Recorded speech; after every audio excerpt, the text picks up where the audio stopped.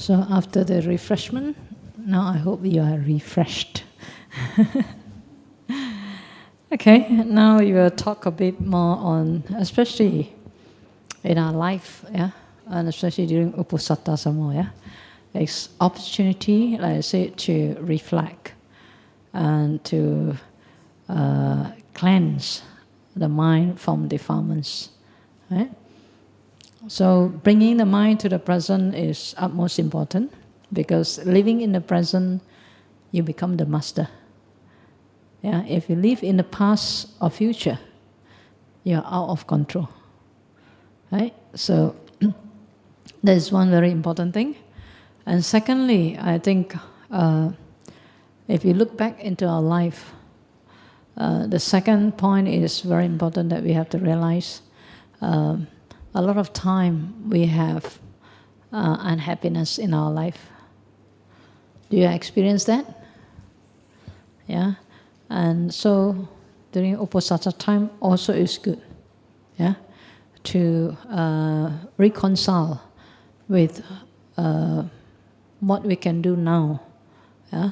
So now we are going to talk about love. Yeah. So love here, metta. In the Pali we say metta. Sanskrit we say maitri. Yeah. Nowadays, the word love in the common modern way is very way out. The definition of love. They can say, I love you, then they quarrel. Yeah? And so they don't really mean it. Huh? So when we talk about love, that's why in Pali, metta, we normally don't really use one word to represent metta. Right? Metta, in English, we use a few words to describe metta. First is goodwill. Goodwill. Second, I said loving kindness. Loving here means boundless love. Means your love is boundless one. Okay? Then you also have this quality called kindness, in metta. And then you also have the qualities of friendliness. Friendly. Yeah? When you have friend and friend, the kind of feeling, friendliness. And also it entails forgiveness. Yeah? Forgiveness. You also have benevolence. Benevolence means something good for others. Yeah. So, wondered metta. That's why we sometimes maintain the Pali word, because English do not have direct translation. So like the word dukkha. In Malay, dukkha, you know lah. Dukkha means dukkha, pain, suffering. But the word dukkha itself in Pali is so big word. That's why sometimes you say suffering, you only think maybe about physical suffering. But actually when we say dukkha, it entails physical suffering, mental suffering, spiritual suffering. So for example, when I say physical suffering, everybody can understand, because Buddha said birth is suffering. Right? Aging is suffering. Sickness is suffering. Death is suffering. So you can see the body changes suffering. Yeah, that's why when you grow a little bit older, you got a bit of gray hair, suffering. Right? Start to suffer or not? And then that's why you got to dye your hair. Cannot bear to grow old. You just need to accept, that's all. You don't have to, And in the past when I worked in a retail line, I have to go to the Menteri Kesihatan, under Menteri, maybe Kesihatan, to apply what, lesson for poison, for hair dye. You know how poisonous? You don't know. I remember, I think the class is class 3 or class 4 type of poison. But after that, it was commercialized. You know, the beginning of the hair dye, I remember I was the MA manager, so I have to go and apply the license to sell that product. Yeah. You know, no? You don't know, right? But because you cannot bear that you are getting old with gray hair, instead of thinking, now I got wisdom hair. Yeah, and be more urgent, yeah, to do what bring wisdom. Then you go and some more put poison.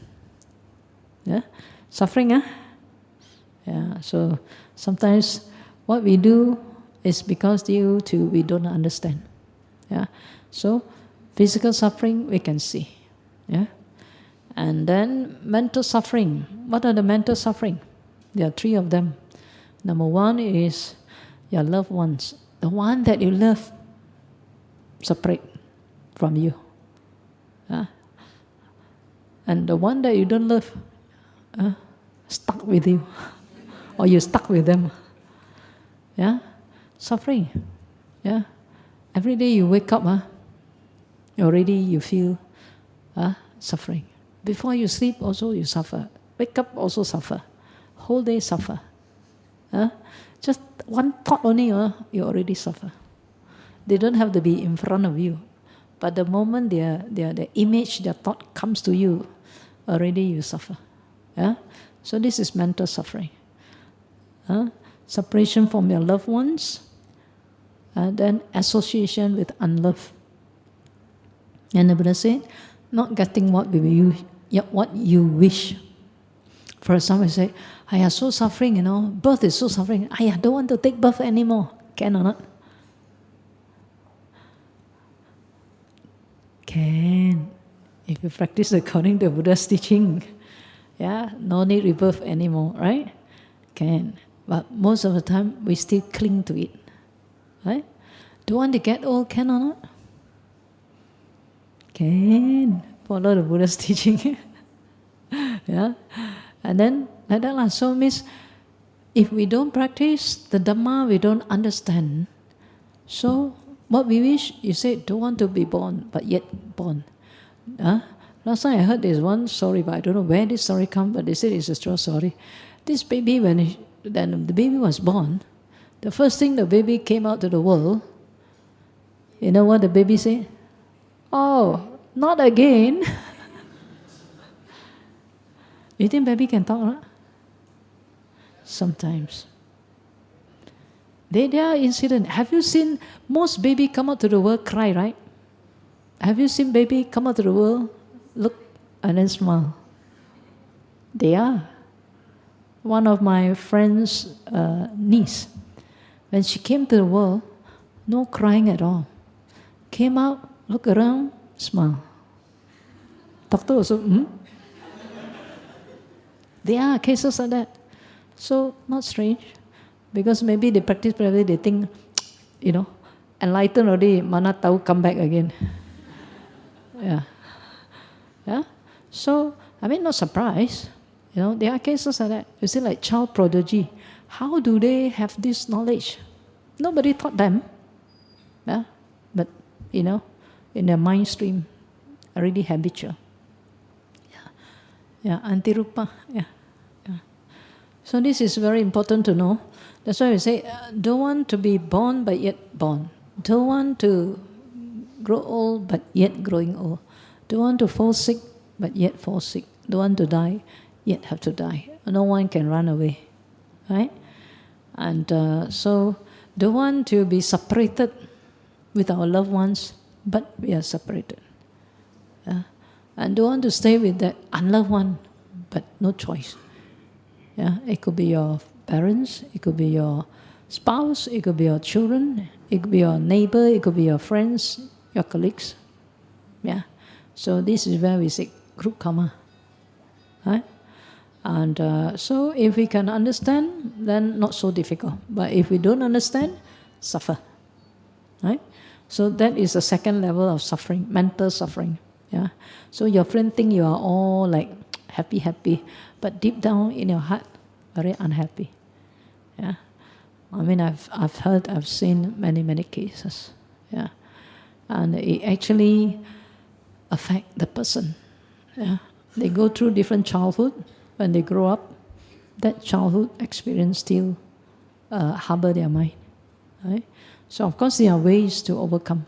Yeah, and the last one, the Buddha said, the grasping of the 5 aggregates are suffering. Grasping of 5 aggregates are suffering because why? They grasp it as I, my, mine. This is me, this I am. Yeah. For example, this body. Yeah. They say this is me, this I am. This is mine. Yeah. Who give you that? Your parent may give you your name, Sally, but then when you grow up, you don't quite like the name, you can change. You can change to Lisa. Right? But who is this? But it's because of her grasping, that thinking this body is I, my, mine, therefore we suffer. And also the feeling that we go through. So if you say the body is feeling pain, then only the body feeling pain. No problem. Some people, body pain, mind also pain. Very painful. So that's why the Buddha said, when body pain, then we have to train the mind not to be pain. Yeah. So one arrow is enough. One arrow shot of the body pain, don't shoot the other arrow to the mind. Yeah. I can give you a simple example. When I was taking my 10 precepts ordination, and one of these nuns, she's very old already, 70 plus, this year just passed away. When she came to also do the ordination, she has high blood pressure and diabetic. So while we were in Bogaya, she suddenly her blood pressure shoot up. So she was lying down, resting. But she's very serene. No matter what happened, she always smiled, very serene. So then I went and see her. I said, I only know a little bit of Sri Lanka. I said, Kaya amaruit ne? I mean, body very difficult ne? I just tell my teacher. And then she said, she don't know English much, but she can say this. She said, body sick, mind no sick. Who is sick? Very enlightening. Only 3 lines. Body sick, mind no sick. She said, who is sick? Yeah. So next time your body sick, I say pain. You just say body sick, mind no sick. No one is sick. Yeah. It comes, it go. Yeah. So I still remember very well. So sometimes when I face with this, I know what to do. Yeah. So very powerful word. Yeah. And so this is where I say, don't grasp it as I, my, mind. The more you grasp it as my body is sick, then you are really sick, because the mind is also following the sickness. Yeah. So body we cannot change, because body will grow old. No matter the best doctor in the world, maybe the best plastic surgery doctor in the world, can't help you. They can't even help themselves. They too grow old. They too one day will fall ill. They too one day will die. Isn't it? Yeah. So, grasping the body as I, my, mind, grasping the feeling as I, my, mind, and grasping the perception as I, my, mind. That's why people quarrel. That's why we say the blind, the blind, leading the blind, when they go and touch the elephant. Yeah. The one that go and touch the leg will say, no, elephant is pillar. And then one say, no, you're wrong. Elephant is wall, because it touched the center part, the body. Yeah. Then another one say, no, both of you are wrong. Elephant is fan. When they stand near the ear, fanning. Yeah. So perception is such. That's why people quarrel. Because the way they perceive depending on their capacity. But then, is elephant fan? Is elephant pillar? Is elephant wall? No. What is an elephant? When your eyes, both eyes, know dust, then you know what elephant is. But you go and touch one side, you say elephant is this, and they start quarreling. Because why? You think you are right. Isn't it happening all the time? Yeah. So it's always good to stand back and look what elephant look like. If we don't understand, okay, learn, practice, and then try to understand what elephant is all about. Yeah. So perception. Yeah. If you grasp it as I, my mind, suffer. That's why people quarrel. More unhappiness come up. And then the fourth one, Buddha said, the fourth aggregate is mental formation. Mental formation. I think even today you start to realize how your mind works, right? How your mind very quickly catch thoughts. Yeah, maybe certain prominent things that is happening in your life, then it will keep coming up. Right? So if you take it as I, my mind again, then you will suffer. Because your mind will keep sinking into that subconscious mind. Right? Then the last one is consciousness. Yeah? So when we are conscious as like this, then we think, this is I. People say, who say that this is not me? I'm alive here, right? I'm sitting here, one piece here. Right? So we keep thinking that way. Again, the Buddha say, if we think consciousness is I, my mind, again, we'll suffer. And also sometimes people thought there's only one consciousness, right? We are conscious here. We think it's one. But no, the Buddha said got six kinds of consciousness, 6 kinds of feeling. We only thought we have one feeling, right? Feeling through eye, through ear, through nose, through tongue, through body, through the mind. Consciousness also. Mind consciousness, eye consciousness, ear consciousness, nose consciousness, tongue consciousness, body consciousness. Yeah. So these are very, very minute and very subtle thing. Yeah. But the Buddha say, in short, the grasping of the 5 aggregates are suffering.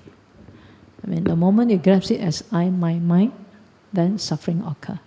Just now I explained to you, 50 trillion cells. I used to give this example. You count, yeah? Your blood only lives for about 3 months. Some say 4 months, 3 to 4 months. Your blood cell, their cycle of life in your body is only about, let's say, example, we take 3 months, right? So they are born, they grow old, they get sick, they die in 3 months.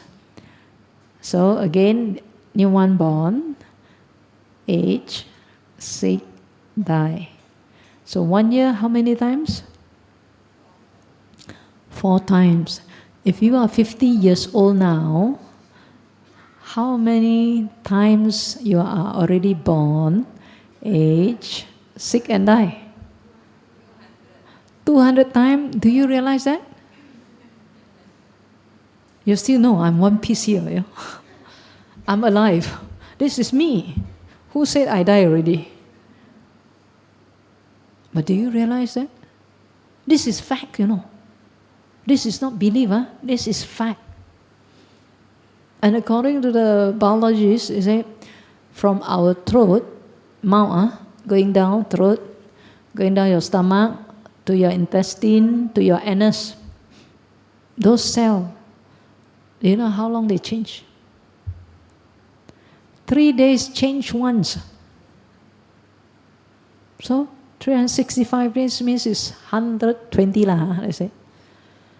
1 year, 120 times your gut, this one, from your mouth up to anus. 120 times living, aging, sick, die. 120 times. If you are 50 years now, how long already? You live, age, sick, die. 1,000 times. Right? Do you know? You say, no, I'm still alive. These are real fact, but we don't know. But we still grasp that this is me. Especially when you look at your photo when you're young, you tell your friend, this is me, Is it you?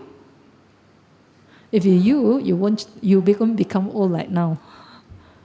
Right? It's not you anymore, right? But we say, not me, but it's me in the past. Right? But then, what does it tell us? What does it tell us?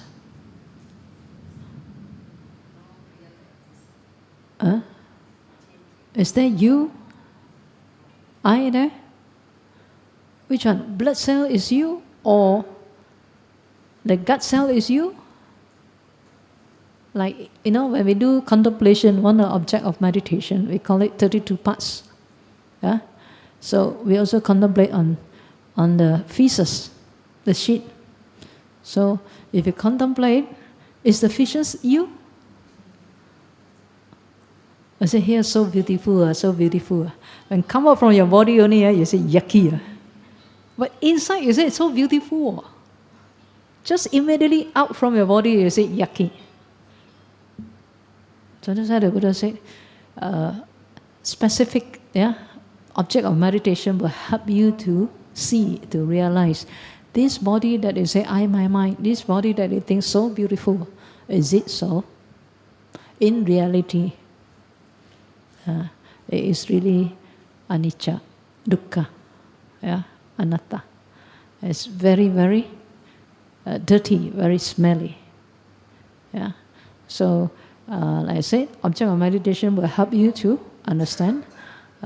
Science also are trying to help us to understand what this body is all about. Yeah? So when it is spiritual, means we cannot see the thing, but we know it's happening. Yeah? That's why your skin change every day. They are living, some of them living, then age, sick, die. So there are so many parts of the body. They live and die at different period of time. Right? So you contemplate, and at the end, that's why we say, don't get angry with people. You are nobody. They are also nobody. So you get angry with, because you get angry because why? You think you have a cell that is right, and the other one is also have a cell, they are wrong. Yeah? So when you keep thinking that way, that's why you create even more problem to yourself. Right? So even research also say, if you get angry just for a few minutes, the mind, the mental state will fall beyond the normal, down, down. So you see when people get angry, you see their face, they lost their mind, they say all kinds of, words that you never heard. Yeah? They can be the most pretty, but when they get angry, you also run. Yeah? And because why? Out of the mind. It means the mind is low, falling down. So what are the feelings or instances they can see that we say the mind is low and the mind is high? Yeah? Like I said, anger makes the mind low. Anger, when it falls, in the research they say 6 hours later still cannot come back to normal. Some people worse, right? They can harbor that word again and again. Not 6 hours, for 60 years still there. Have you seen old couples? Old couples, your grandpa or your own mother or father, when they get old, you also don't understand why they keep quarreling. I share with you, my own parents, okay? My father just passed away this year. My mom is 80. Yeah. And for many years, I know that my mother was not very happy with my father on one thing, because my father did it wrong when he was young. So my mother, if my father says certain things which she feel a bit annoyed, although they are very loving couple, but if she feel a bit annoyed, she will bring back the things and then blah at my father to shame my father. So we are, as children, we know that, we understand that thing happened, but still cannot resolve at that time. Yeah. So last year, before my father passed away, he's old, he's going through the process of aging. And then I think to myself, I must find an opportunity to help them to reconcile this. Because very quickly, when my mother not happy with it, blah, blah, blah, all the things like auto system one, will come out. So my father will keep quiet. Yeah, he knows he's wrong, but he don't know how to overcome also. And what happened is, one day when they invite me for lunch at Adana at home, so I went. So that day I find the opportunity. My father was talking on something, and my mother started to bring up again. Yeah, because why? Press certain button, then it will flare up. Then what I did, straight I told my dad. I said, Dad, I have seen you, both of you. You are good at each other, but there are times, I said, it is good time maybe to forgive each other. So I told my dad, Dad, you know what, right? In the past, you have done this, and, it's not making mother happy. So why not you just tell Mom, I'm sorry, please forgive me. So my father was quiet. Then I encouraged him. I said, hey, very easy, just 2 lines. I am sorry, please forgive me. In front of my mother. So finally my father made his courage to say to my mom, I'm sorry, please forgive me. You know what happened to my mother? Wow, she laughed away. So happy. Yeah, so happy. You see, she has waited this maybe for 60 years or 50 over years. And then straight I tell my mom, Mom, now today Dad already asked for forgiveness and you have forgiven him. So from today onwards, please do not bring this thing up anymore. And that's it. Yeah. So they don't talk about that thing anymore. So at least my father is free from the harassment. Yeah. But you see, sometimes just only maybe you do a mistake and your partner cannot forgive you. Or you cannot forgive another person. Why should you keep for so long? Huh? And sometimes you don't know, you always blur out. Then your children also listen. Hiya, oh sorry. Hiya, oh sorry, right? But you also don't know how to help them. So it's very important. We always must remember, anything that happened, it was the past. I learned meditation when I was, first time I went to university, yeah, from my senior. And first we said, may I be well and happy. Yeah, in the past we always say, may I be well and happy first, to help us to have that love in our heart. The second one, that one I can do, no problem, to well wish myself. Second one, I say, well wish your family members. So, okay, no problem, well wish my father, my sister, brothers. Okay? And then third, I say, well wish somebody who's neutral. You maybe stranger, your neighbor, you don't know much, but you wish them well. I also can do it. And come to the fourth stage, you say, well wish your enemy. In the past you say enemy. Yeah, now we say those who are unfriendly to you. Last time they call it enemy. So when I start to well wish, to radiate metta, enemy. So when I come to this instruction, I scan my mind. Nobody come out. So I thought I got no enemy because I don't hate people. So scan, still nobody come up. But after that, again I scan. Oi, suddenly somebody come up. Yeah? And you know who come up in my mind? My uncle's face. My uncle's face came out. And that time, I'm 19 in university. And my uncle's face come out, I recall to mind. I was around 7 that time. That night, I don't know why I ended up eating with my uncle and my auntie. We are extended family. We normally try to avoid my uncle one because he's a very fierce person. So that evening, I don't know how I ended up eating with them. And I was sick. So I was sneezing. You know what my uncle did to me? He pulled my ear. He pulled my ear. And then, I was 7. You think you don't know anything? You did nothing wrong, right? But my uncle pulled my ear. So of course, in my heart, embedded, I may be feeling sad, angry, but I cannot do anything to him. Yeah? So, imprint. Yeah? And then next, not only that story finished, then another thing come up. My uncle always called us to do things in the house. Sweeping la, mopping la, this and that.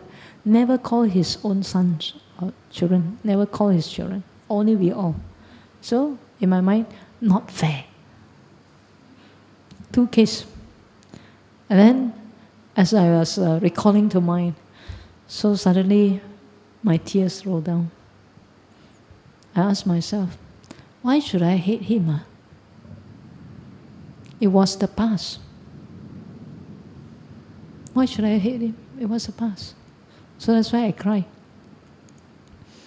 And then only I know, wow, this metta is really powerful. You think you got no enemy, you think you are okay. When you start meditating, meditate on metta, you'll be surprised what will happen. All your old junk that you keep for donkey years, one by one will come out. You ask yourself, my one is only that case. You ask yourself, how many do you have in you? You need to rectify, you need to reconcile. If not, life to life. That's why sometimes you look at somebody, you don't know the person, but yet one look only, you feel like, you don't like. You want to run away. You don't know why. So, certain people in our life that we meet, 7.5 billion. Those people we keep meeting one. In our past, we have our group karma somewhere. Not coincidentally one. Buddha said, there's none that we see. It's not our parents, our father, our mother in the past. They can be your family members. They can be different. Last time I remember one devotee also, she shared with us. One day her sister dreamt very vividly a being wants to be born through her. So in the dream she told the being, she said, Nola, I got 2 children already, enough. I said, if you want, you go and find my sister got 1 only. And interesting enough, after 3 months, the sister pregnant. And she got 2 children. And the youngest son, by right, you see, the 2 siblings means his own children should be very close, right? But interestingly, her youngest son, and in that dream, the being want to be born into her womb, giving her the message that because the younger son is his very good friend, and he wants to be together with him. But anyway, because he said, Nola, I have enough, you go and find my sister. And true enough, after 3 months, the sister pregnant. And that particular boy was born with a younger sister, very close with this younger boy. And this younger boy means his younger son. His toys, his everything, he don't keep for the other brother, but keep for this cousin brother. How does that happen? Don't know. But it happened. So sometimes that's why we say, don't make enemy. You think this life you can run away? No. It will come back again and again. So don't harbor. That's why the Buddha said, don't harbor thoughts like, in the Dhammapada, the Buddha said, don't harbor thoughts like, you beat me, you defeated me, you abused me, you robbed me. Those who harbor such thoughts, the Buddha said, hatred will never cease. Right? So, if you want to be happy, don't harbor those thoughts. When it comes up, remember, forgive and let go. So that's why in metta meditation, why is it so important? We have to do it again and again. So to help us to cleanse the defilements of hatred in our mind. Yeah. So like at the beginning, I told you all why Uposatha is so important to practice, because at least every 2 years, every 2 weeks, you get the opportunity to do cleansing. Nowadays, a lot of people very, very trendy, go for detox. So now I'm suggesting to you, every 2 weeks, detox your mind. That is even more important. At no cost, no risk, but a lot of great benefit, great fruit. So you really want to detox your mind. Right? So these are all very toxic things when you get anger. Yeah. So stress, anger, sadness, fear, yeah, all these are negative and it brings the mind down. Yeah. So love brings the mind up. Yeah. Peace, gentleness, compassion, yeah, all this will bring the mind up. So we need to develop. That's why we say, don't have one, we have to bring up. And remember, fake it until you make it. Yeah.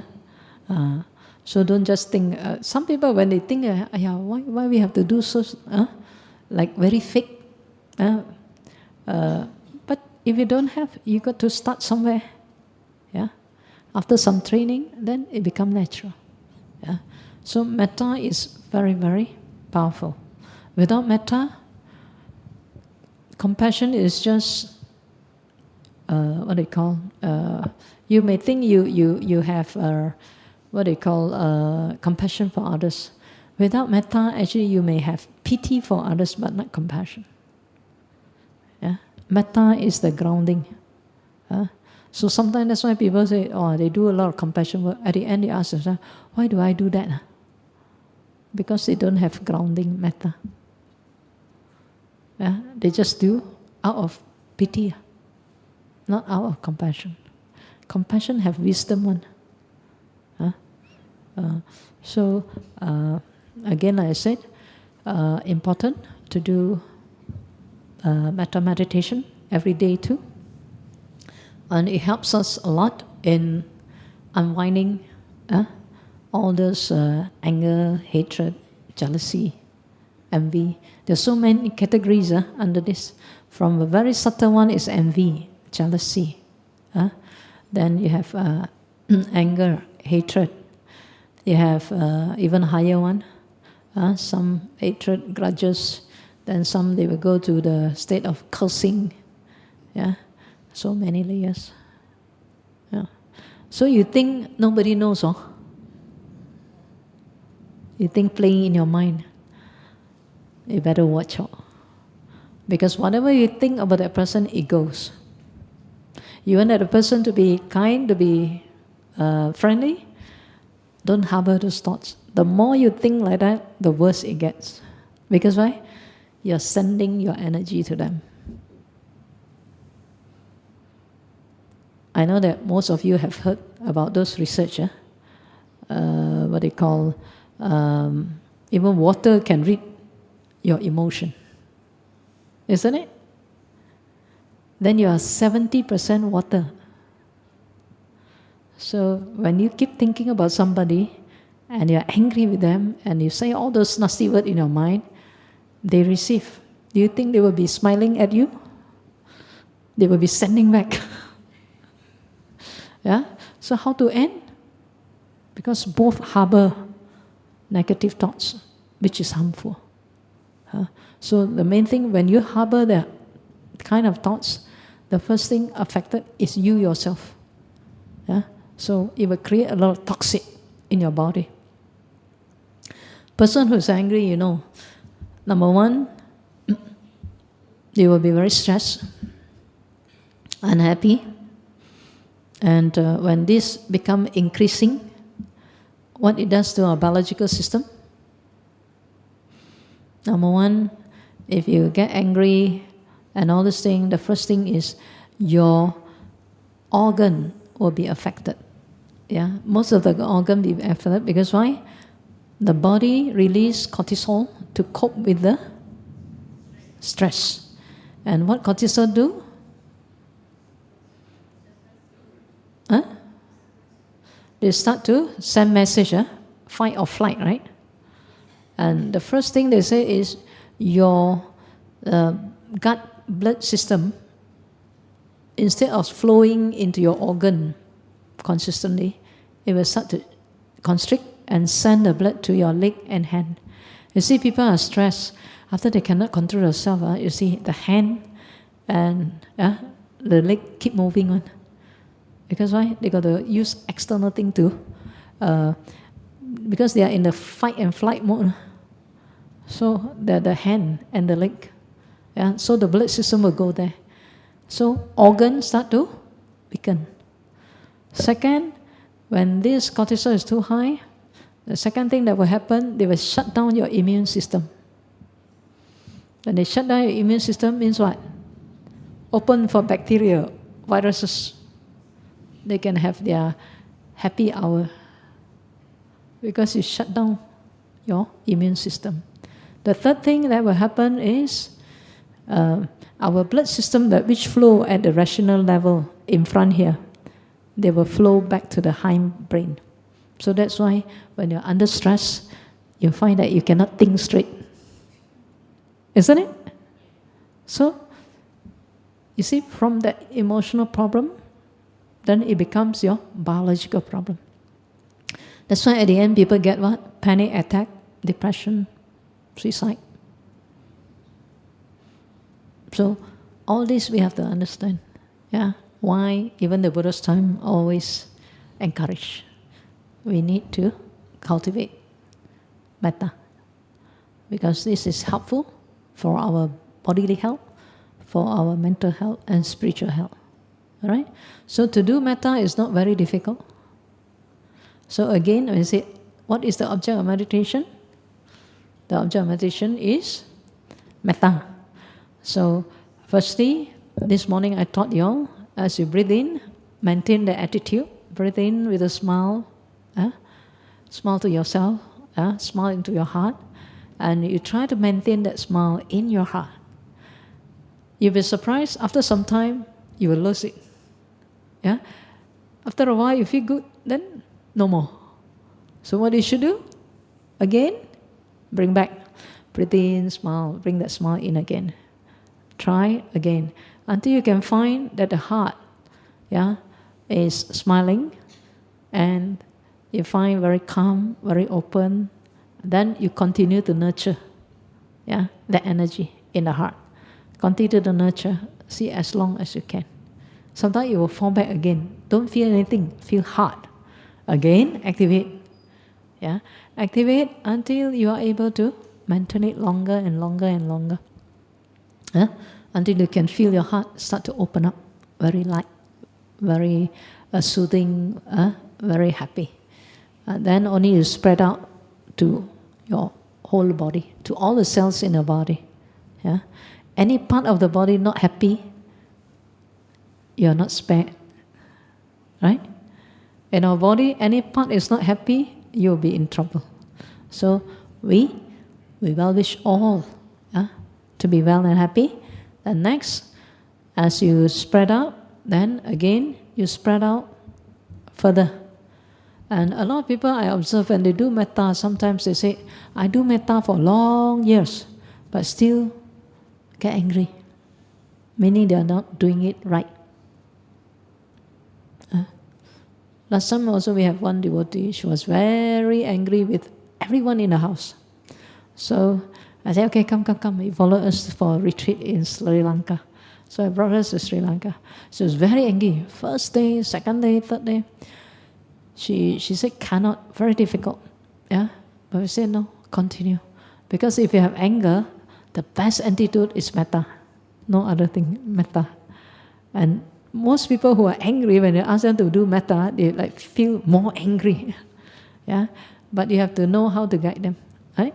So first few days, she was really feel so painful even to metta herself. And after we asked her to metta the husband, metta the in-law, metta the children, everybody.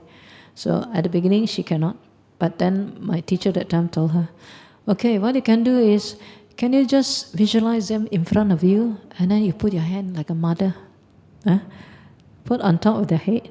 May you be well and happy. Yeah, so keep doing it. Yeah.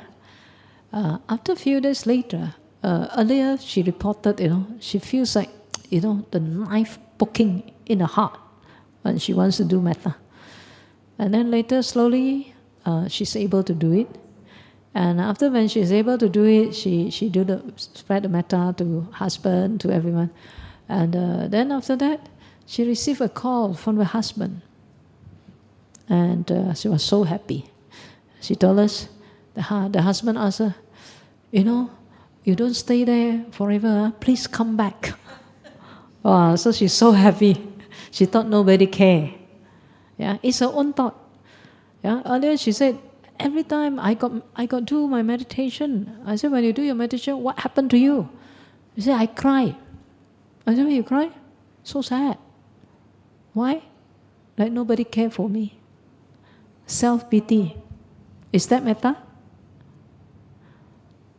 That's why, because at the time she always feel very sad because nobody cares. Yeah? She only think that she works a lot for the family, but actually not true. But because when she sink into that idea, then she thought nobody understand her. But after the retreat, she was very happy. Start to open up. Yeah, start to overcome her own wrong perception. And then, okay, go back. Good with the mother-in-law, good with the husband, good with the children. Yeah. So this is some of the real example that happen. If you give yourself that proper way to do it, then naturally, one by one, you can overcome. Right? One by one, you can. So first, what we do is you metta yourself, but how? It's not here. Heart. Yeah. Bring it to your heart. Okay? Because when you say, I'm happy, you don't hit here, right? You hit here. I'm sad, you hit here also, right? You don't hit here, right? Yeah, so it's the heart. Okay? So after that, you spread out. When you spread out, when we say, some people say, send metta, right? It's not really sending like post, like the letter. The best word to say is to radiate out. Just like the sun energy, the warmth, radiate out to all beings without exception. But the sun don't come to us, right? It's the radiation, the light, the warmth, that comes to us. So when you radiate metta, you do that. Your station is still in your heart and radiate out. Not sending out, because when you send out, let's say you send out somebody in US, your mind fly to US already. Where are you now? US. You start to think their room what they do So you have forget. You are supposed to radiate metta, but you get lost in US already. So that's why some people, they do metta, they do it wrongly. They thought they do metta. But they send out, their mind goes there. So it's not right. Okay? So very important for that. And when we do metta, again, we must know how to do. So when we radiate out, step by step. From you, spread out to your all the cells in the body. Next, to the people around you. And next, you can recall to mind people whom you have great respect for, because it's much easier to teachers or whoever that you can respect well. So when you radiate metta to them, very easy, it can flow. And then next, only you radiate metta to your family members.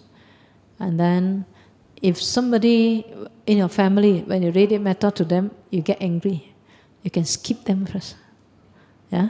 So those you radiate metta to them first, and then after that, you go to the next level, you go to your relatives, friends, yeah?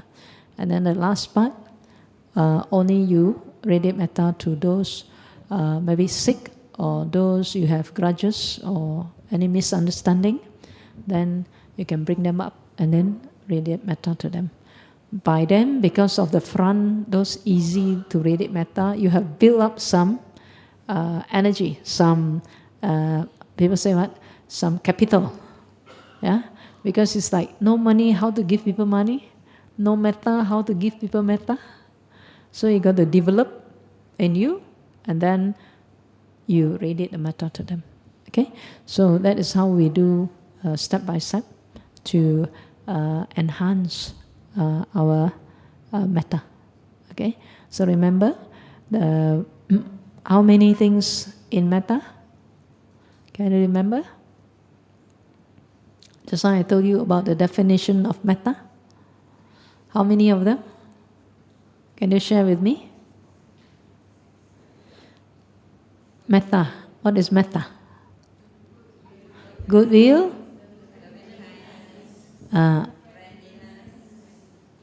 Then forgiveness. Then benevolence. Okay? So there are many qualities. So sometimes the things that come up, you see which one. Then you can exercise it. Right? So, not difficult to do, Can you do it? Do you have someone in mind already? But remember, don't go straight to the one that you have anger with or problem with. Start with yourself to establish the metta, and then energize yourself with metta, and then you start to spread out with someone that is easy for you to radiate metta to. Yeah? That you find you'll be able, very open-handed, always receive you one. So when you radiate metta to them, you feel very good because they are always ever ready to receive from you. Yeah? And then you build up. Then at the end, only to the person that may need your metta, or to the person that you have some misunderstanding. And a lot of cases we heard, when they do that, surprisingly, sometimes the boss never greet them one, suddenly greet them. Yeah? Sometimes they think, wow, to the worst scenario. But then, after they practice, different. Yeah? That somebody start to smile with them, start to talk to them. Yeah? So remember, when you're angry with somebody, don't keep throwing toxin. First you get it, next they get it, so they cannot resolve. Yeah? That is the best medicine, metta. So metta heals, anger kills. Okay? And metta, like the Buddha, what the Buddha did, metta melts. Yeah? Like even the elephants. Yeah? So it is a very powerful mental quality. Yeah? Okay? So what we can do is I'll just give you a bit of instruction, and you try, to exercise this in your mind.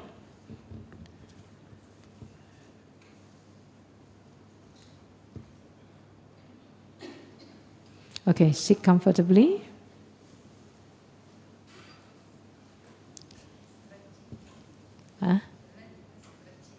Stretching. Somebody suggests you want to stretch. Yeah, you can stand up. Yeah. Just 5 minutes, for you to move around. Those who want to go toilet, you can go toilet. And those who want to stretch, before we sit. Yeah?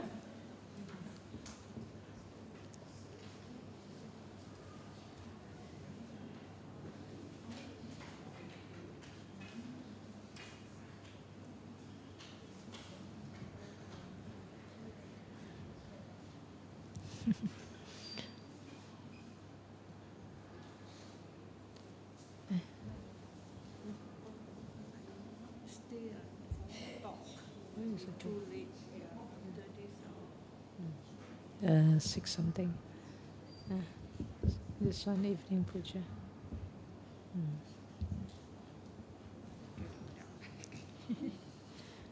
Going to tomorrow, yeah. Afternoon we'll be going to really. Yeah. Morning I'm around. Afternoon we go to. You are going in with who? 23rd. You are going in with who? You want to follow us or not? You want to follow us? You better come to Arya. I was thinking, I thought I drive back. I thought I'll come back earlier. No, try your best.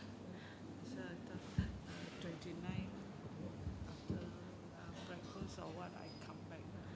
29, no worry about evening. We go to chanting. Then 30th. I'll Yeah. come back after No, make determination. people to pick.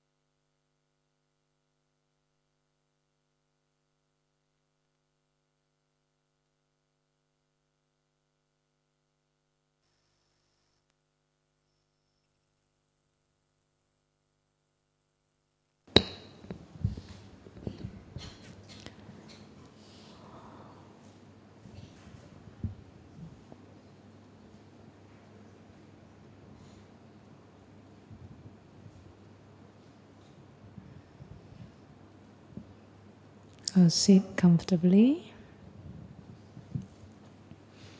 and adjust yourself, adjust your body to an upright and relaxed position. Keep your body upright and relaxed. Close your eyes and bring your attention within. Take 3 times of deep breath. As you breathe in, just smile into your heart. And as you breathe out, totally relax.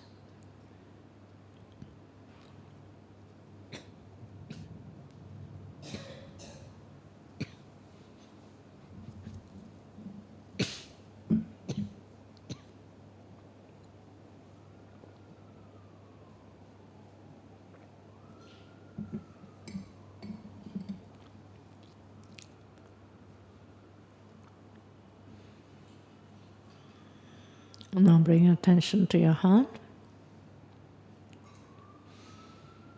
Feel a sense of calm, a sense of peace within your heart. If there's any tightness or any hardness, you can't feel anything. All you need to do is just take a deep breath and just smile into your heart.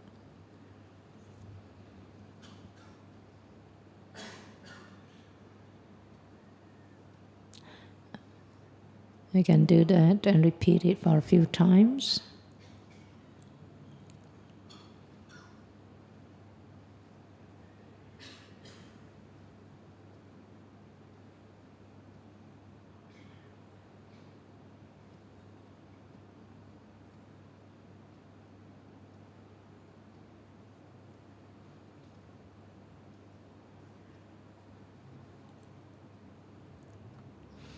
As you breathe in, you can well wish yourself, may I be well. As you breathe out, may I be happy.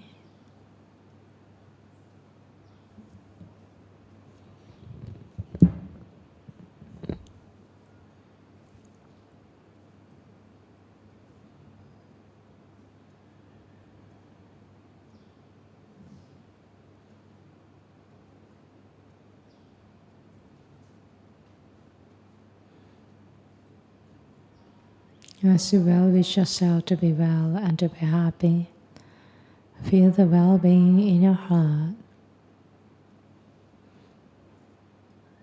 It's calm,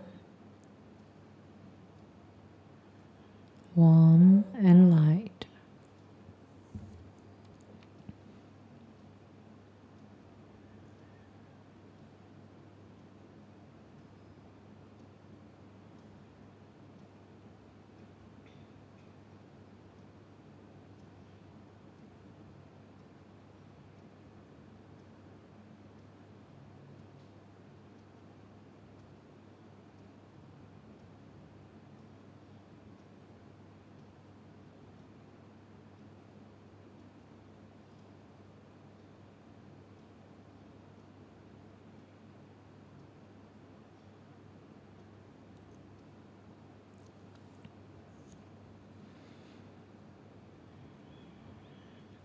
When you're able to feel the well-being in your heart, which is warm, calm and light and opened, you now radiate out your love and kindness to all the cells in the body, to each and every cell in the body. Now all the cells in the body be well, be happy.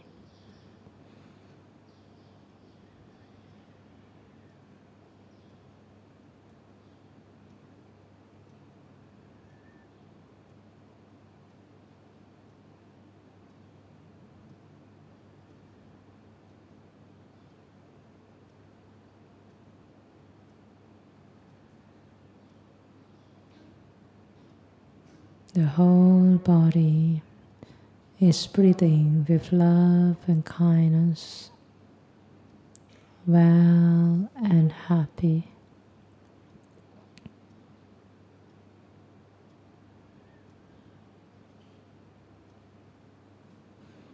Now moving on, continue to spread out your loving kindness, just like the sun radiated out its warm and light to all sentient beings.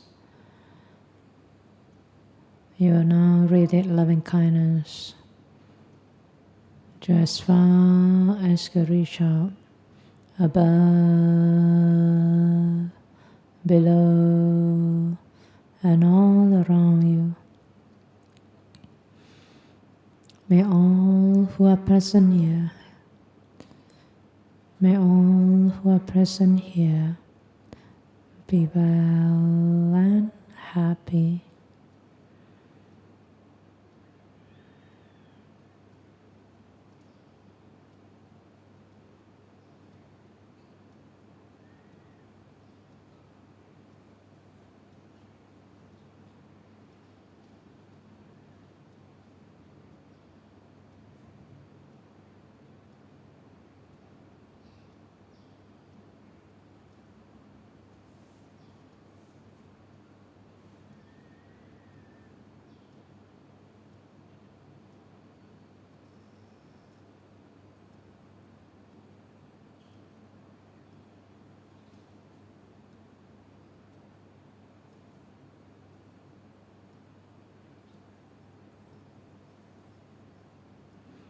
Now continue to radiate loving kindness. Recall to mind all those to whom you have great respect for. It could be your teacher, your parents, and anyone to whom you have great respect for. Cherish the good wish. May they all be well and happy.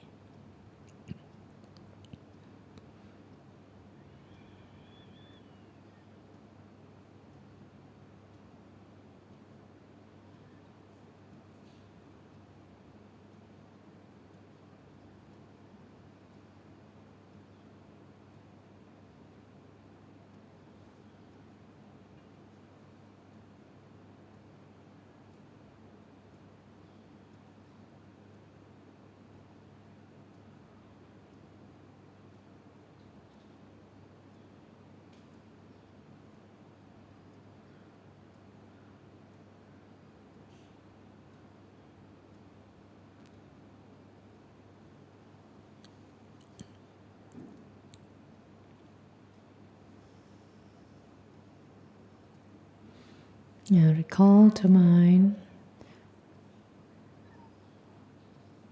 all those to whom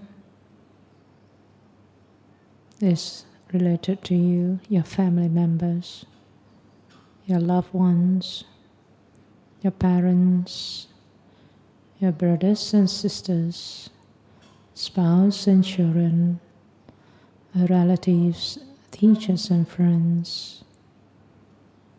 Whoever that comes to your mind, cherish the good wish. May they all be well and happy.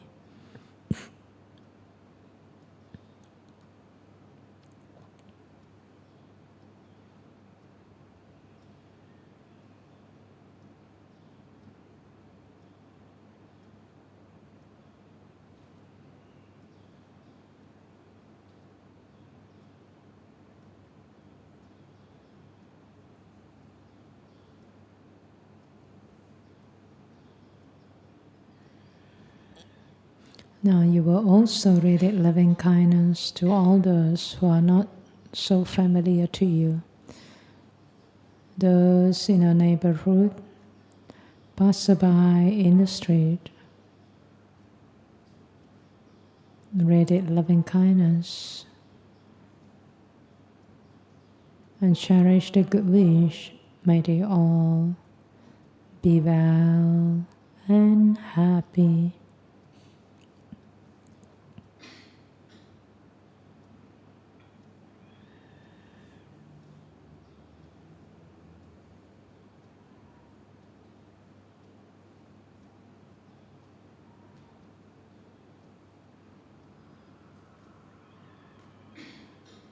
Next, you shall recall to mind too, to all those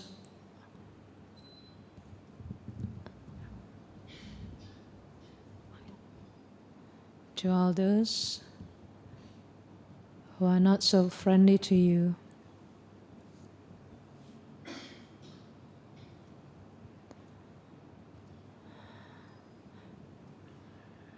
If you're comfortable to think of those to whom you may have quarrels or misunderstanding,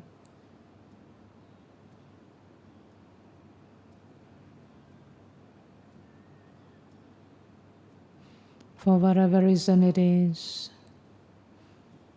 sincerely from your heart, forgive and let go, and cherish the good wish. May all those who are unfriendly to me be well and happy.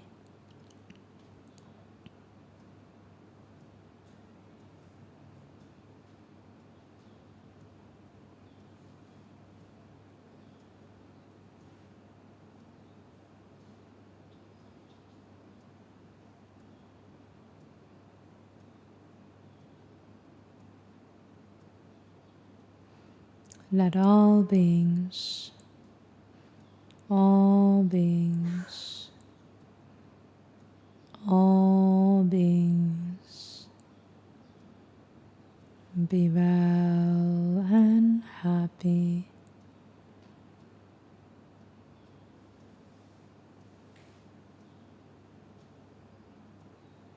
May all those who are suffering be suffering free. Those in pain be free from pain. Those in sorrow be free from sorrow. Those in danger be free from danger. Those in fear be free from fear. May all beings, all beings, all beings be well and happy.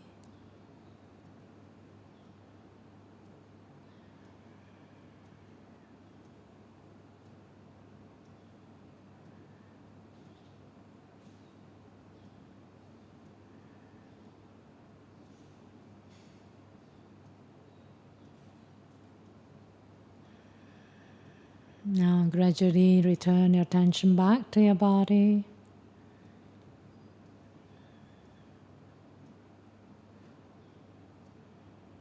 Maintain the calmness in your mind. Take 3 times of deep breath again. And bring your attention to your eyes. Keep a smile in your heart. And when you're ready, you may open up your eyes wide awake.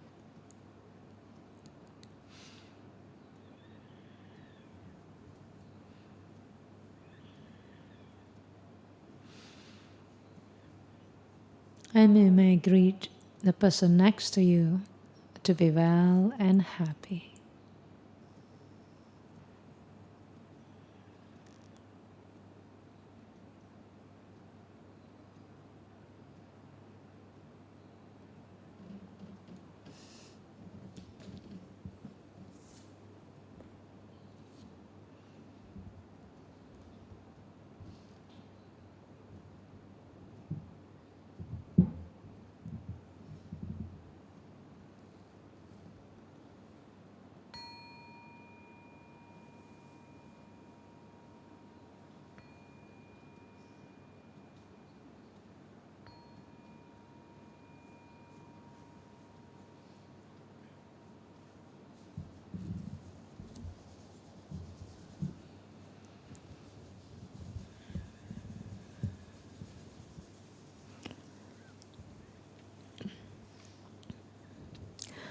All right? This is just only try run.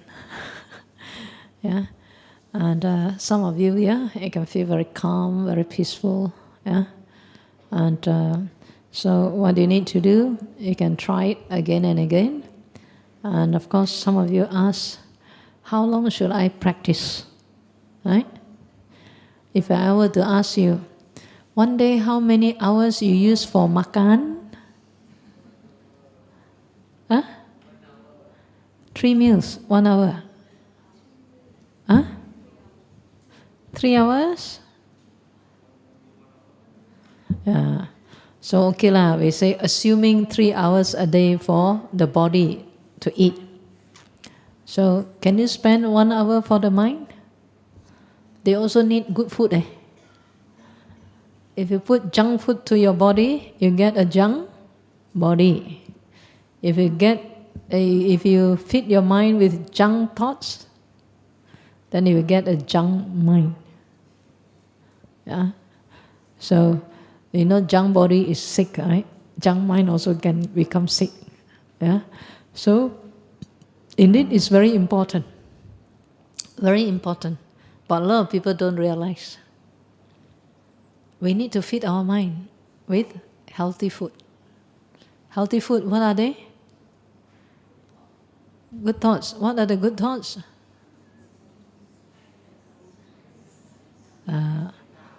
Thoughts of metta, thoughts of non-cruelty.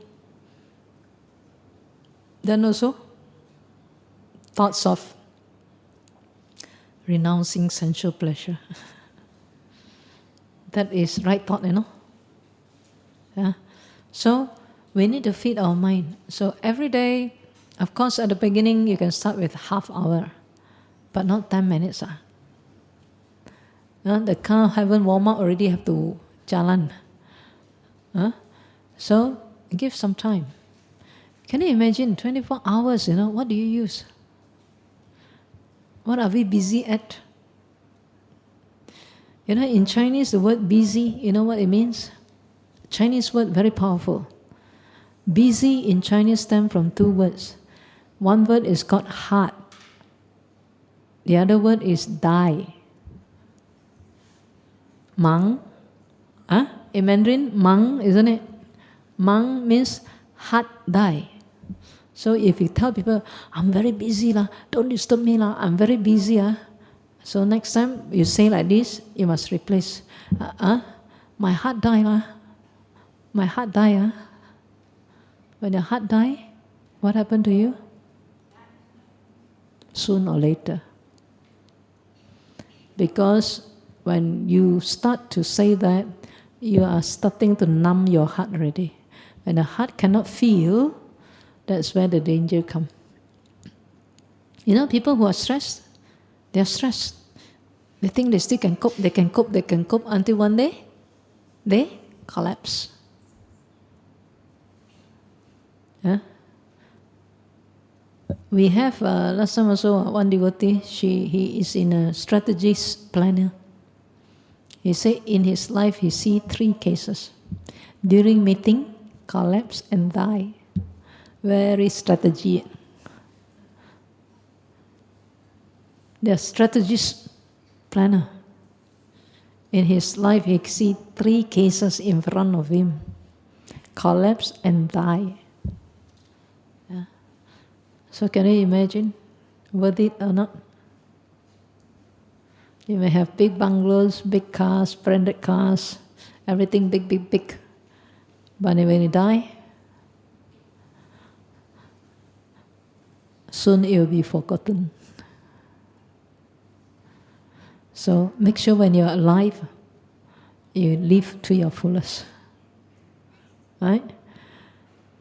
A lot of people say, even people do this research, 70 over years they follow track, this group of people. They follow from young until their old life. When you interview people, what do you think is the most important in life? They said money. What else? Fame. But at the end of the research conclusion, say what? Relationship very important. A healthy relationship brings happiness, not money. not fame. Yeah? So you must remember. Yeah? So when you get busy, please watch out. Yeah? So lifestyle, very important. Your lifestyle, you have to be healthy. Look at your food. What do you eat? What do you drink? Do you exercise? Do you sleep well? Sleep early, wake up early? And then your posture. And then take some herbs that help to warm up or balance your hormone. Yeah. So these are the few things maintain your physical. And when you have a good physical health, it helps your mental health. So watch out. Stress will lead to sickness. Yeah. So all those are anger, stress, sadness, fear, and pride. All this, it brings the mind down. The one that brings up, you must know. Then you can cultivate. The one that brings the mind down, you avoid. Yeah. So that's how you can balance it. Yeah. 6 o'clock. Yeah. Yeah. The mind. Try changing, you see. Testing.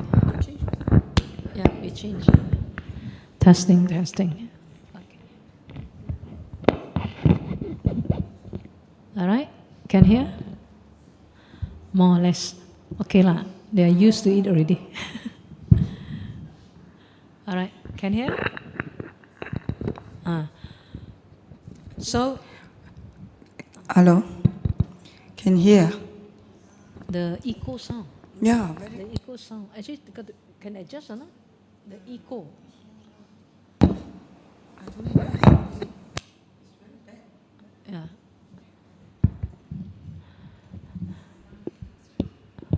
All right. So anyway, very good that you open your ears to listen.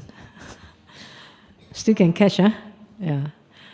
All right. So like I said, remember, don't make your life over busy.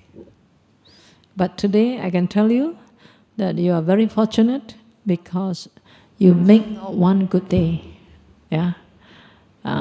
One day of contemplation, the Buddha said, is better than 100 years. Yeah. So if you lead 100 years doing nothing, yeah, just like one day, 24 hours, people say no time. Some people have a lot of time, but then they don't make good use of the time. So I also used to highlight to people, if you reflect, sometimes one day, 24 hours, 8 hours, sleep, 7 to 8 hours. Yeah? 3-4 hours, you say, makan. But some, you got to go and buy, yeah? Buy, and then prepare, cook, eat, wash. Many hours. Yeah. So we always take care of the body, but not the mind. But when we die, the body don't follow you. So which one more important to take care? Mind. Yeah. So this is where 3 hours makan for the body, 1 hour at least for the mind. Yeah. Very important. Yeah. So when our mind is trained, then I say, when the time comes, no worry. You change a new body, good body, until one day you finally understood and you don't want any body. Right? Not say you know one, you understood you don't have to take any rebirth anymore.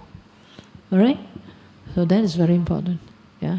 So in our life, we have to know we don't have much time. I calculate for you.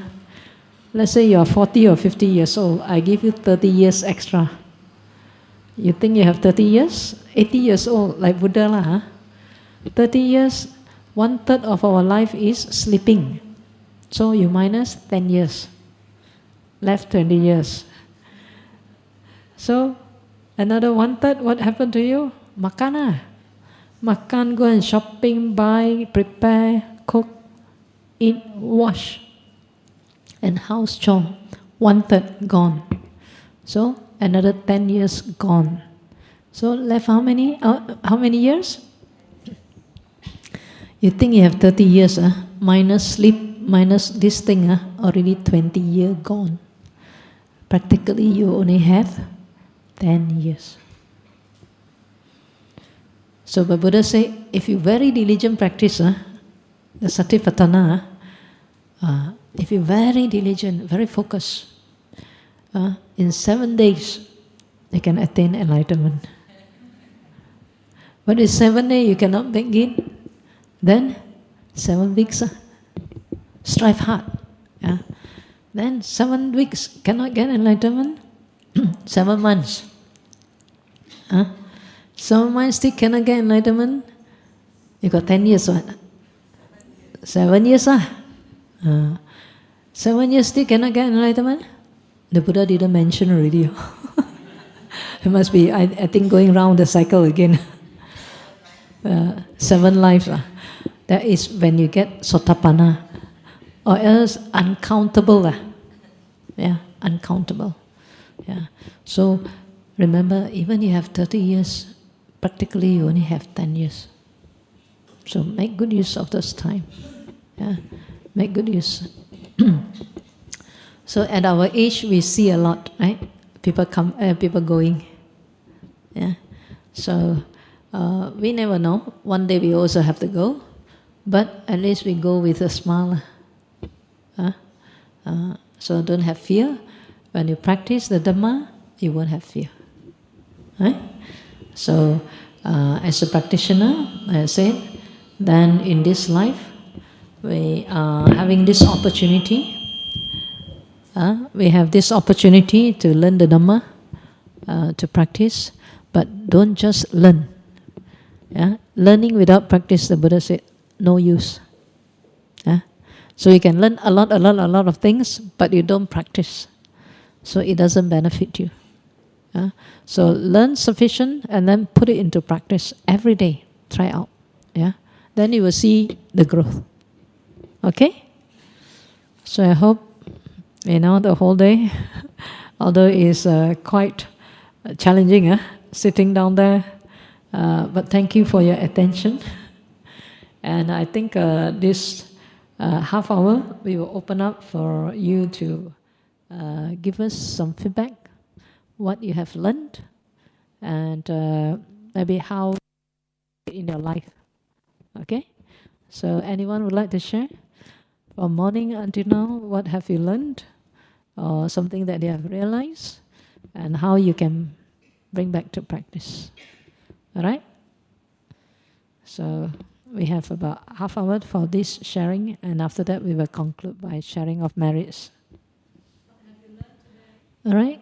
Brother, would you like to come and share with us? Testing. Good evening, Venerable brothers and sisters. What I learned today is actually, I didn't know that walking meditation, right? The eyes and the breathing is all connected, is it? Because it's quite enlightening. All the while I thought walking meditation, you just concentrate your movement of the leg and then you watch. But when you say connect the breathing to capture the thoughts, right? So that you can come back to that process of what you call that stillness or nothingness, right?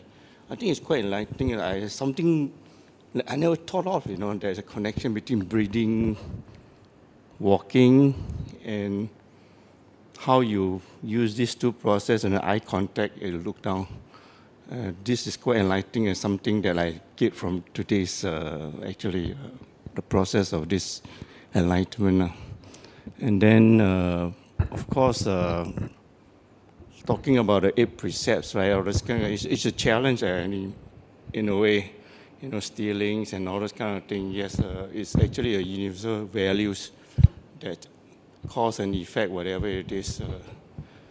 The only difficulties, the challenge is sometimes the circumstances, right? Like, for example, my experience when we in a job situation, that kind of thing, right? You don't want to maybe implicate somebody, and then you have to lie, that kind of thing. Then after going through that, right, then recollection, you want to protect that kind of thing. You are caught in between the companies and the welfare or that person that, he have family to take care and all this kind of welfare. So this is always a challenge, that kind of thing. So that will bring back to the evening meditation, that kind of thing. It helps you, what I done today is the right thing or kind of thing. After going through the process of meditation, I spent half an hour. Then really give me a clearer kind of mind. This is actually quite enlightening. Thank you. Thanks. All right. So is that a bit better? Yes. Thank you. What I learned today, I keep saying that I learned Buddhism ever since I was born. My parents taught me, and they brought me to this vihara in Brickfields, and the teachers here taught me. So my relationship with Buddhism and the precepts and the suttas, and I even did exams in it, imagine. But very seriously, I became involved in meditation when I met Forest Sangha, and when I made my mind up in that I wanted to ordain. So now I follow Bhikkhunis,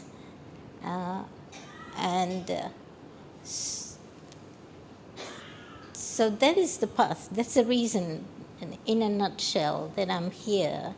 And I am every time amazed at the caliber of Bhikkhunis that we meet, that I meet now, which I didn't know existed. And so last year, 2 or 3 years ago, I was diagnosed with cancer, and I didn't have to work because my insurance paid me, and I was very fortunate that I was covered. And I was lucky that I got this, because it freed me up to do all the things that I wanted to do, go and visit, Wat Papong and Amravati, and meet all the forest Sangha that I have been reading about. And now I'm here because I have my sisters living in Kuala Lumpur. I live in Melbourne. I've lived in Melbourne for 35 years, lived and worked there. And now I've officially retired in November, on the 18th of November. I turned 65, and I officially handed in my retirement to my place of work in Melbourne. And now I'm free. I'm so free. It's almost lucky that I got this cancer, and it's given me all these opportunities, and it's opened up. The sister Pamela, who does the newsletter, has asked me to write something for the newsletter. Sure, I will.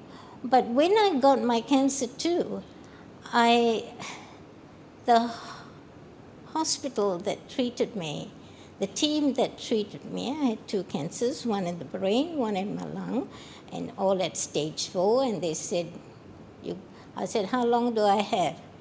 2 days to 2 years, no more. Now, that was 3.5 years ago. So I don't look like I'm going to die, am I? So it's, of this cancer, I will die without a doubt. So I told myself, now how am I going to spend my time?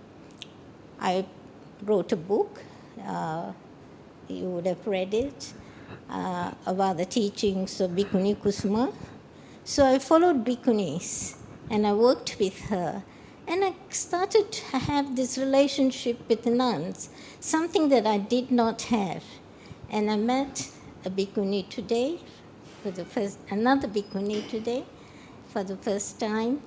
And I like it. That's what I learned, that this path, this direction that I'm on, I feel that it's where I want to go. It's kind of affirming the place that I want to go.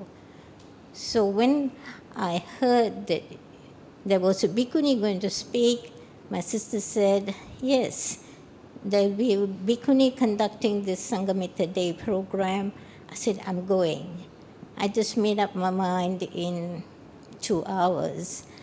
And last week I attended the novitiate program, and I did that program. And that too was a learning for me, because I was always had this big arrogant thing. I think some of you would have noticed that I know everything. I don't need to know some more, because I've been to uni and I got my master's and I was doing my PhD and all that kind of stuff. And I always had this kind of arrogance. But now I'm humbled, actually. And thank you so much. And that's to ask me, what did I learn today? I learned that Bhikkhunis, they know just as much as I always just thought, it is Ajahn so-and-so and Longpo so-and-so, and it's only bhikkhus and bhikkhus. But in just these few months, it has opened up to me that there are some wonderful bhikkhunis around and teaching so clearly and wanting this feedback. And that's what I learned. Yes, thank you, yeah, thank you so much. Okay, I have been, for the past, came to Virahara 25 years ago, and then I did my practice here, but the last few years I wasn't in. There's some reason behind it. And I met Venerable Sumangala, that time was Sister Sumangala 10 years ago. And after that, I lost touch with her. And then this year, and then I reconnect back to her, okay? In between, I did a lot of things. I do meditate also. And now I'm already retired, 3 years already. So when I retired, immediately I went to Myanmar to practice. All along I've been Samatha meditators following Bhante Mahinda. So when I was in Myanmar, I practiced Vipassana. Vipassana is a daily mindfulness for 6 months. So I came back.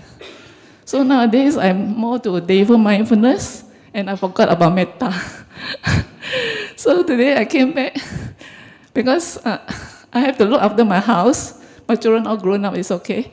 So I have to take care of my mom, 85 years old, and my husband, 60 years old. He's having health problem, cancer, and I have 2 dogs. So I have to attend to the house. So it's very, not to say it's stressful, but I do my daily mindfulness. But the thing is, I'm lack of metta, like Sister say. So today I came, I found out what's wrong with me. Actually, it's the metta that I'm missing. I forgot to practice that. I have to turn to the daily mindfulness, but I forgot about metta. It's very powerful. I think I should re-emphasize on that when I have to bring that home again. Because today, when Sister was talking, and her talk was very serene, it was so nice, it was so calm. And when I was doing the water meditation and sitting, it's all very nice. It was very calm. But today, why I turned up here, it's not for myself. Actually, it's because of a friend I brought, my sister.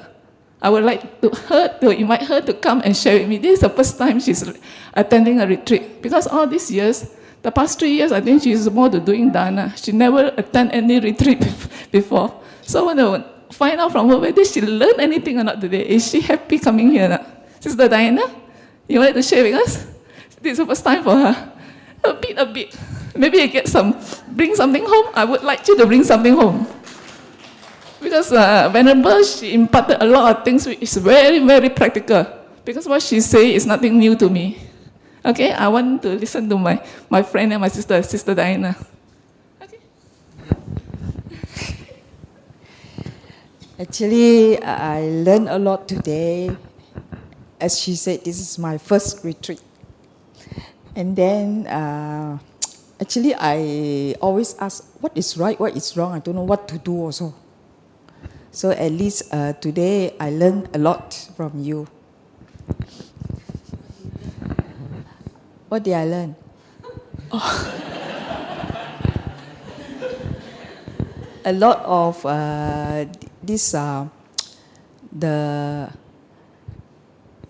the 8 precepts. Actually, I didn't know the extra 3 precepts and what is it. Thanks. I think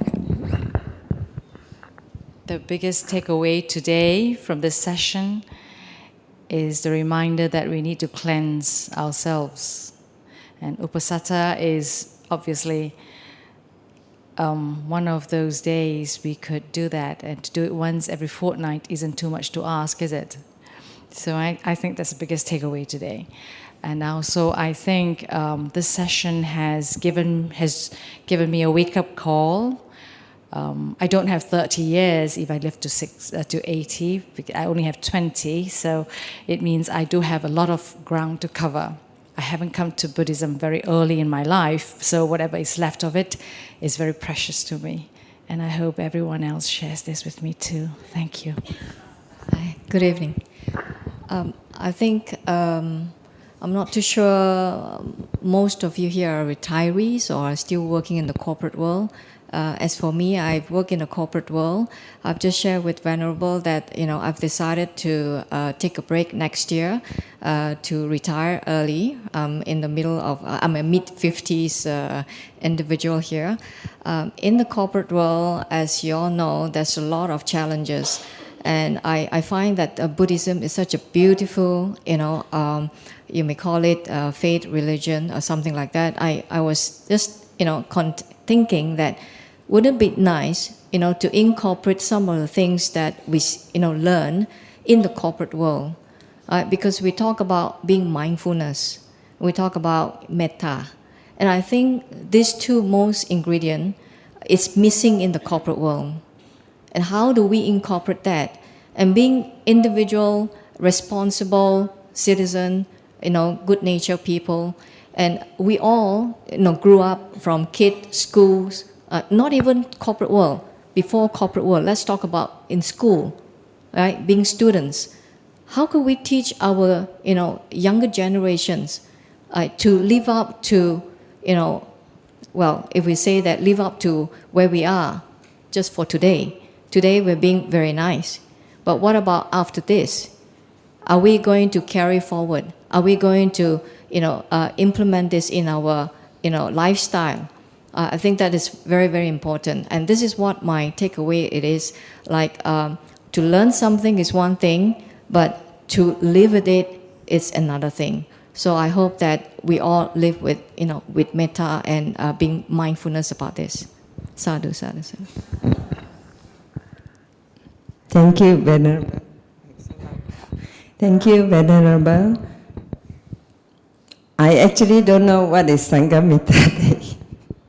But when I see your picture in the poster, I say, I'm going to join this Bhikkhuni.